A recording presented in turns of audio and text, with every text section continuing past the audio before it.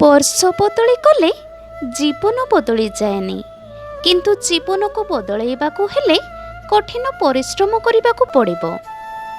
କେବଳ ସେହି ଲୋକମାନେ ଅଧିକ ରାଗି ହୁଅନ୍ତି ଯେଉଁମାନେ ନିଜର ମନର ଦୁଃଖକୁ କାହାକୁ କହିପାରନ୍ତି ନାହିଁ। ସେହି ଝିଅ ତୁମକୁ ସାରା ଜୀବନ ମନେ ପକାଇ କାନ୍ଦିବ ଯାହାକୁ ତୁମେ ଉଚିତ ସମ୍ମାନ ଆଉ ଇଜ୍ଜତ ଦେଇଥିବ। ଯେଉଁ ମଣିଷ ଜୀବନରେ ନିଜଠାରୁ ଅଧିକ ଅନ୍ୟକୁ ଗୁରୁତ୍ୱ ଦିଏ ପ୍ରାୟତଃ ତାକୁ ଗୁରୁତ୍ୱ ଦେବା ଲୋକ କେହି ନଥାନ୍ତି। ପ୍ରୟାସ କଦାପି ବୃଥା ନୁହେଁ, ବିଫଳତା ସ୍ଥାୟୀ ନୁହେଁ। ବେଳେବେଳେ ଏକ ଛୋଟ ପ୍ରୟାସ ମଧ୍ୟ ଆପଣଙ୍କୁ ଏକ ଉନ୍ନତ ସ୍ତରକୁ ନେଇପାରେ। ତୁମେ କେବଳ ସେତେବେଳେ ଜ୍ଞାନ ପ୍ରାପ୍ତ କରିପାରିବ ଯେତେବେଳେ ତୁମର ମନ ଯାହା ବିଭିନ୍ନ ପ୍ରକାରର ଶବ୍ଦ ଶୁଣିବା ଦ୍ୱାରା ପ୍ରଭାବିତ ନ ହୁଏ। ଜୀବନରେ ଯଦି ଖୁସି ଚାହୁଁଛ ତେବେ ଅନ୍ୟର ବାଜେ କଥାକୁ ଅଣଦେଖା କରିବା ଶିଖ।